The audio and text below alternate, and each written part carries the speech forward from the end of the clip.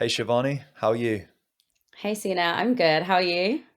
I'm very good, thanks. It's such a pleasure having you on the podcast. And I think it's like a pretty momentous moment because obviously like the millennial entrepreneur meets the millennial mind. It's like one of these things that we're in a very similar niche, tackling like very different problems. So I'm very happy to get you on. And your journey and your podcast is all about young people's mindset, right? So how long have you been doing that? So I guess the story started when I never anticipated to be a podcaster, by the way. I just didn't, it wasn't a category I always wanted to go in. And I guess do you want the long story or the short story?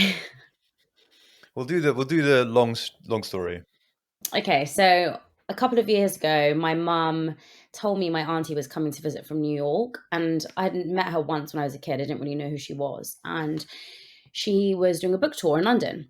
So my mum was like, why don't you just come for lunch? And I was like, okay, fine, I'll come along if I have to, whatever.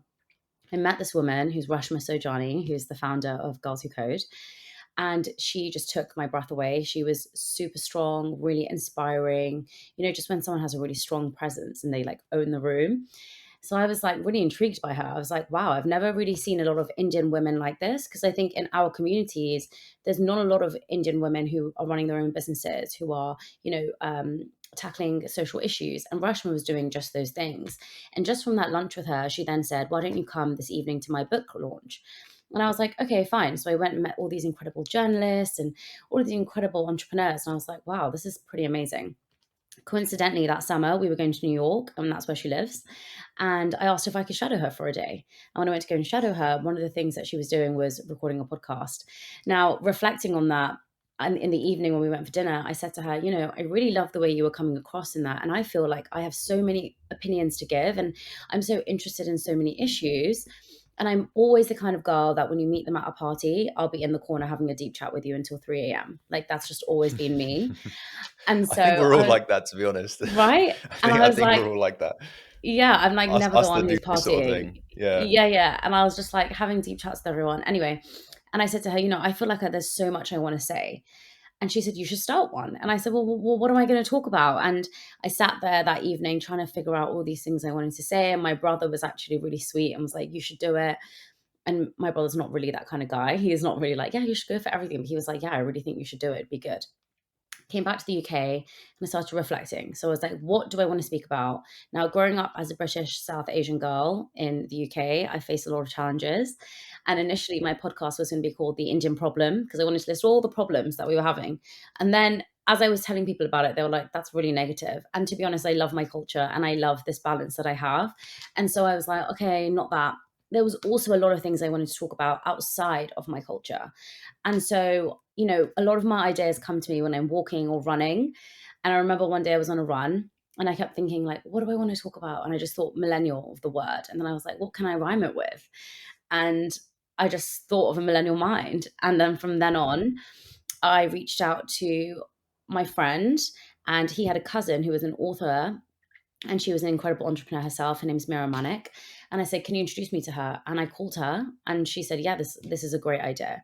So I spoke to her, and then there was a model, Candice, who had written this article about the truth of modeling. And I saw her on Instagram and I reached out to her and she said yes. So I was like, wow, okay, these two people with quite a big following at the time. Like Candice had over 100,000, Mira Manik had over 60,000. I was like, they're saying yes to being on my podcast. Okay, cool. Maybe I should do it. I then went to her house with like a little camera, placed it on top of a pile of books, thinking I was going to have like a whole Tom Billy style production. And then we went from there and I recorded both Mira and Candice in January. And I sat on the episodes for 6 months. I didn't do anything. I didn't do like anything. And it was only when I was in lockdown and I was telling people, I'm going to do this podcast, I'm going to do this podcast. And it was actually this guy who was like, you always say you're going to do it and you never do it. So I don't even believe you that you're going to do it. That one evening, I was like, right, I'm actually going to do it. I went onto Canva. I made my photo in about 3 minutes, which actually is quite nice, if I'm honest. I can't believe I found the right template for that. Like my cover photo. And then, yeah, I started to release them. And, here we are 2 years later.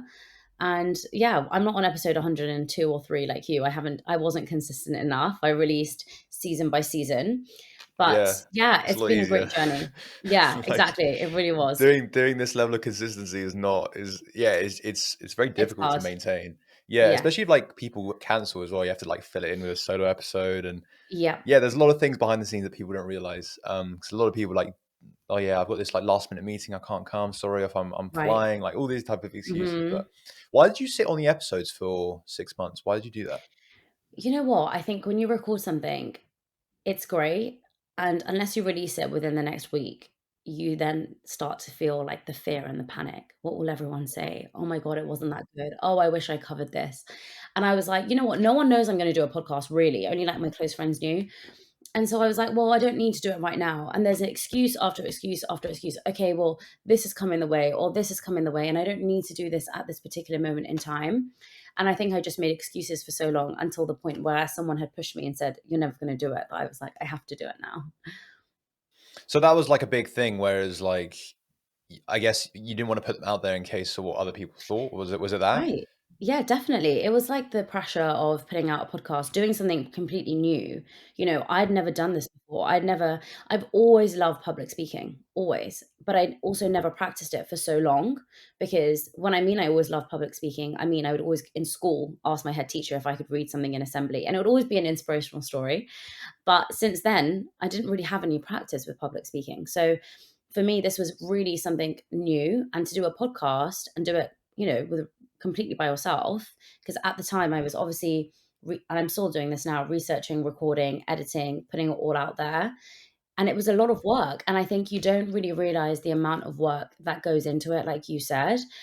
It's also the mental capacity that goes into kind of finding the topics that are really going to resonate with people too, and how you can really help them. And I think and I talked about this actually yesterday on my Instagram. What's really sad for me at the moment is so many people are doing things just to go viral. They're not doing things to provide value. How is this going to help someone else? How is this going to improve someone's life? How is this going to help someone get out of the situation? And the real purpose of the podcast, if I'm truly honest, is the moment you feel inspired is the moment I think you make a change, and the moment you feel happiest. Like when I feel inspired by someone, I feel incredibly happy. And so my podcast is there to provide inspiration and a toolkit for whatever problem you're facing, whatever industry you're in, whatever kind of category you kind of want to focus on. I hope that I can provide a guest that will not only tell you about how they're struggling, and so that you don't feel alone, but also how did they get out of it, and so how can they help you. And I guess that's really kind of like the purpose of it. Yeah, I think this is the thing, as you just said, it's very prevalent of given the level of like data and tools we have at our fingertips now, it's like quantitative information and data is very easy and very accessible. But Yes. and so people like strive for like the increase in followers, the increase in views, increase in all of this stuff. Hmm. However, I would argue I get more sort of value and fulfillment from someone DMing me being like, I love this episode. That's one person, by the Exactly. way. That's one Exactly. individual, or even me having a conversation with someone like you, feeling deeply inspired afterwards. That means Right. far more to me. But I feel like that qualitative sort of injection is just missed. It's not really like thought Definitely. about at all. Yeah, and I think it's easy to get caught up in the numbers as well. I spoke about this yesterday. Social media is filled with creators being like, I grew my TikTok account from 5,000 to 5 million, and I'm going to show you how. And I've done it with three different accounts, and here's exactly how I've done it. And this is the tools and methodology to make you go viral. Why do you want to go viral? Like, why do you want more followers? Why do you want this engagement? What is the reason? Is it for fame? Is it for power? Is it for clout? Like, what is the reason you want it? Because I genuinely think that if you're striving to just make results quickly, and this is a problem with our generation as well, we've grown up with instant gratification. You want to watch a movie? Go on Netflix. No ads, like nothing. You want to eat food? I can make food in like 1 minute now. I can literally warm up a like bowl, is that's what it's called, like a ready meal, and it's healthy. It's got my 5 a day. It's easy. It's done in 3 minutes, right? And I think like our generation is constantly fueled by this notion that you can achieve everything quickly. And the problem is you can't achieve deep, meaningful relationships. You cannot achieve happiness in an instant. And going viral will make you happy for like 1 day. And then the next day you're going to be like, well, I want to go viral again. And I think for me, I had a video that reached now like 5.5 million views on TikTok, sorry, on Instagram. And everyone was like, you should keep focusing on the marriage point. And I was like, why? Like, I've made it. The point is done. I'm not going to keep riding on the wave of the marriage podcast and keep talking about it. I know that that will get me the most views because it relates to so many people, but there's so many more important things I want to talk about. And so I think it's really important to always strive to achieve value instead of always striving to go viral. You know what I want to highlight for people listening is that your sort of, I guess, if you want to talk about numbers, your numbers have increased quite dramatically in a very short space of Massively. time. Yeah. I'm not saying this to kind of like be like, oh wow, like well done on doing this. I want to highlight it to really showcase, I guess, how has your life changed given, because now you're on like 65,000 and like I think a few months ago we were maybe like what 5,000. It was quite Yeah. crazy how it's just increased so dramatically. Yeah. Yeah. How has your life actually changed fundamentally from that increase in numbers, and how have you changed more like mentally from that change in numbers? That doesn't I really haven't get changed. focused on. I haven't changed mentally at all. I literally don't care, if I'm completely honest. I think for so long I validated myself on my followers, and I always thought, oh my God, when I reach 50,000 followers, everything will come to me. Okay. I really, really, really thought that the reason why I didn't have a sponsor was because I didn't have enough followers. And that is bullshit. That is completely untrue. I still don't have I still don't have a sponsor, and I'm 65,000 followers. And I think the reason is because you still have to work hard when you have those followers. I'm not going to lie, it has opened up opportunities for me to work with brands so I can be their ambassador and I can get more paid ads and I can charge more. So it definitely has helped with that. But has it completely transformed my life? No. When I reach 1 million followers, will it completely transform my life? No. It's still not, this amazing thing that everybody thinks because it doesn't provide you with the happiness you think it will. What provides you with the happiness is instead of me getting one or two messages about my podcast, I now get 50 to like 75 messages every day being like, you've helped me so much, you've made my day easier, I don't struggle so much from that anxiety when I'm talking to you, I feel completely happy when I listen to you. That makes me feel happy when people say that to me, right? Like that's such a compliment for someone to say like you're helping me so much throughout your day. It's like amazing. 1 second. Sorry, that was my dog. He was just scratching. I thought it was my mum or someone banging on the door. This is the problem with recording podcasts at home, by the way. Okay, anyway, my point is I think we focus so much on the followers are going to make us happy, and they really, really, really don't. What will make you happy is the impact you're having. What will make you happy is the people telling you, you've really, really helped me with this. And that level of happiness is kind of undescribable and it's unmeasurable. There is nothing better for me to get a message. I got a message from someone the other day saying, I listened to your podcast on divorce, and for so long I've questioned myself as to whether I should have done it. And listening to your podcast, I realized I made all the right decisions. And someone also messaged me the other day saying, I can't start my day without listening to you because you really make me feel so much calmer. And I suffer so much with anxiety and depression, and you're helping me. And that is an undescribable feeling because you feel in that moment like, wow, I have to keep on going because I'm helping so many people. And that's immeasurable. I don't put the comments on my stories. No one needs to see that. But I get that. And I think that's the real like value in doing this. And also, like, one thing I want to, I guess, stress as well is like, if you get more followers, you will obviously get opportunities that come to you, and you mentioned a few of them, like working with Yeah, brands. However, like, it's not like a prerequisite of these opportunities. That's another thing.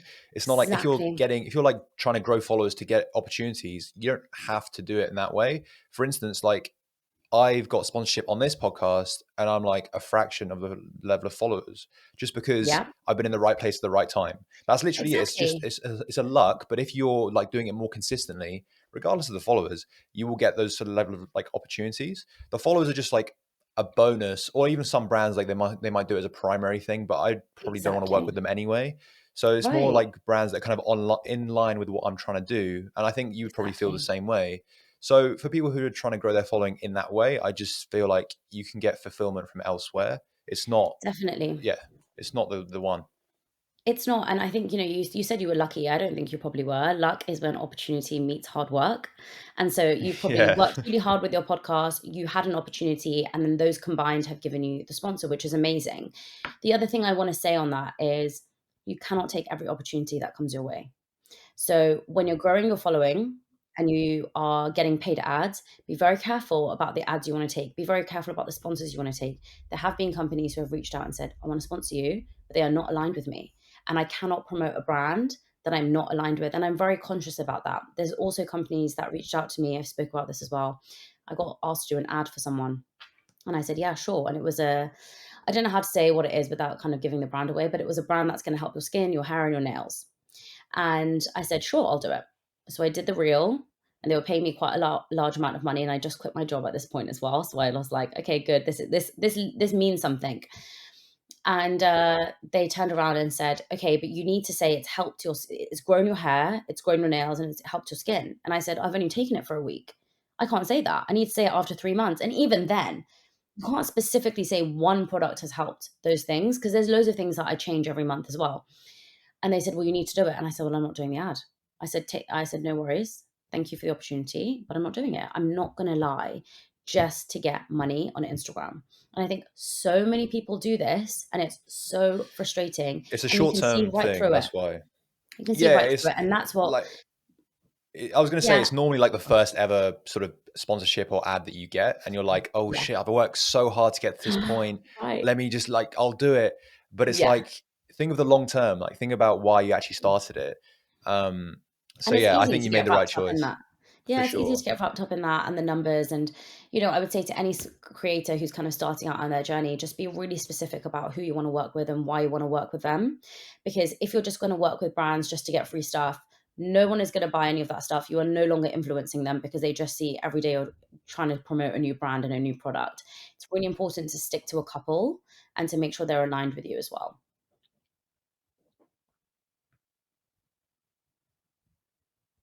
Hmm. I want to ask you, Shivani, do you believe that people have a purpose? Because you were working Yes. management consulting and now you're doing podcasting. It's very different, and you don't really talk about the management consulting side very much. No. Do you believe that people have a purpose? 100%. Every single person has a purpose. Every single person has something that they can offer to the world. And I really, really believe that. Whether that is, you know, whatever it is, actually, I can't even think of an example because I'm just thinking of like podcasters and people. But I think every single person has something to offer. And sometimes you don't know what that thing is yet. And that's okay. But I really, really urge people to read the book called Ikigai. And in Ikigai, it breaks it down into 4 different things. And it's, what are you good at? What does the world need? What can you make money from? And what do you enjoy? I think those are the 4 things. But they basically break it down into these 4 categories. And I think it's so powerful because the thing in the middle is your purpose, it's your why. And I think for so many people, we think your purpose has to be something really deep and meaningful. For some people, it could be not meaningful. It could be something really small. It could be like, for a lot of people, it's very individual, but I really believe every single person has a purpose. And I think every single person has strengths that they're unaware how strong they are in that field, right? Like you could be quite funny and you would have no idea that you're so funny, and then you could be like the world's best comedian. Do you know what I mean? Or you could be the most kindest human being in the whole world and you would never know that you'd be, help running a charity or something. There is a strength that we all have and we need to hone in on that, and you need to really reflect. And I guess in my performance planner, this is a product that I made during lockdown. Every single day you write down, what did I do well or what did I enjoy? And when you write down what you did well or what you enjoy, you're understanding what your strengths are, you're understanding what you love, and you're understanding an area in which you could grow. I think this is a big thing for young people as well, because a lot of them, like, they feel like they should have their life figured out at a very young age. And like, I was going to ask you the question of how do you find your purpose? Because I know that's Hmm. like a lot of young people feel very unfulfilled and also put a lot of pressure on themselves because they feel like they should get it figured out very early on. Um, Definitely. so it's like, yeah, and also that because of the age that we live in, there's such an abundance of opportunity. They feel FOMO from not doing everything. Yes. So it's like, how Yes. do you find your purpose? Well, I guess I just said you were using Ikigai, right? You've used all those 4 different metrics and you find the thing in the middle. And what you've just said around like the abundance of opportunities, I constantly see people also saying, like, guys, I'm 25 and I bought 5 houses and I'm going to show you how I can do it. And it's very overwhelming if you haven't got a house to look at that and be like, oh my God, like I haven't got anything. And now I feel awful about myself. Just let me say one thing. Not everyone has to do everything at every point in every moment in life. You do not have to live to a timeline. You may buy 16 houses at the age of 70, or someone may buy 1 house at the age of 25. You don't know. You have to figure out what path and what life you want to live and then you need to follow that with steps and goals and actions and, systems in place that are going to help you achieve that. I think we so focus on other people's goals and other people's milestones, and we ignore our own. And what happens there is you're constantly left in this like what is it called? What am I trying to say? Like It's just like no man's tangent? land. You're not really, Yeah, you're no not, man's yeah. land. Exactly. Yeah, I think it's really because I guarantee you they're comparing like themselves to someone else's purpose, and that other person might not even be their purpose. They're just doing it to show off. You know what I mean? But Exactly. even if it is their purpose, like you're comparing yourselves to their sort of like what they're doing in life. I guarantee you, Mhm. if you were like dedicate all your time, all your resource into getting to that point, you may not be actually happy because that's not your actual purpose. Like Exactly. that really, that's like Exactly. mind blowing to me. Mhm. But I don't know. I feel like the best way, as you just said, I don't know. For me, I feel like trying out different things is a really good thing, like from a young age. Definitely. But obviously, you have to like pay bills and things like that. And the way that you've done that is like you did a side hustle while you were working, and then you like doubled Right. down on doing that. I, Yeah. I wanted to ask you because so many young people now are like, I need to have a side hustle. I need to have a side hustle. Why do you Mhm. think side hustles are so like glamorized? I actually don't think they're glamorized, and I'll tell you the reason why. Really? Okay. I think people wanna have a side hustle because 'cause they're unfulfilled in their jobs. I would say most people are unhappy in their role, or they're not getting what they need out from their role. It's a way to make money, and then they look as, "How can I be happy? What else can I do?" And I think when you say side hustles are glamorized, what do you mean? I think people that don't have a side hustle is like, oh, why don't you have one? Or like nine to fives are kind of like looked down upon, but that person might be fulfilled in that nine to five role. Yeah. But like other people are like, well, that doesn't make sense to me. I feel like you have to have a lot of things going on for you to be perceived as like a very successful person. I get that. I actually agree with you on that. When people say, "Oh, I just work," and people are like, "Oh, okay, cool." And I think, you have to remember you can't have every single person in the world who wants to have a 9 to 5 and be an entrepreneur and have a side hustle and have all these different things. It's important to understand that not everybody wants to do a million things. And I think I had that realization as well when you meet people and they're just so content. They're so content with their 9 to 5 and they're so happy and you're like, "That is amazing." And I think that's what we should look for in a person is, are they content? Are they happy? Instead of being like, how many millions of things that they're doing? Because I'm also someone that loves to do a million things at once, and I wouldn't ever be happy doing just one thing. Even if you said to me, "Just do the podcast and do it from 9 to 5," I wouldn't be happy. But everyone is different. And some people love to work a 9 to 5 and some people love to work a 9 to 2. And that's totally fine. And I think some people don't want to work at all. And that's also totally fine. But I would say for me, it's important to encourage the younger generation to find something that they're going to be fulfilled in. Because if we encourage younger generation to just go for something like just stick to one job, then they're going to think that's their only option. I think it's important to understand like you can get an if you don't know what you want to do yet, get a 9 to 5, get that kind of security, and then figure out the other things you want to do. Try different things. I tried loads of different things. I tried modeling. I liked it a little bit, but I was like, actually, it's not for me. You know, I think it's important to keep trying things when you're younger to figure out what you like and what you don't like. And then that way you can figure out, okay, well, when is the right time for me to fully commit to this side hustle, whatever I have? Like for me, it took me a long, long time. And still, it's still scary for me to go 100% into the podcast. But the thing is with the podcast, and I think people don't know this, it opens up so many opportunities for you. I'm still not getting money from the podcast and I'm still able to quit my job. And that's because it's opened up a lot of other avenues for me.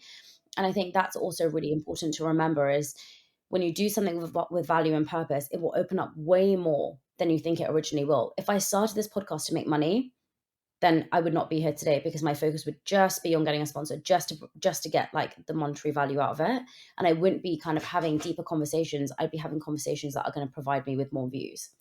I completely agree with you. So when like I think the biggest challenge for me when it comes to like managing these different things though is like not being able to fully switch off and not being able to like Mm, be present in the moment because it's like, oh yeah, I finished five, now I have to work on my side hustle. Or if I yeah, like it's never a point where you can like fully switch off. So how do you work on yourself being like fully present in the moment?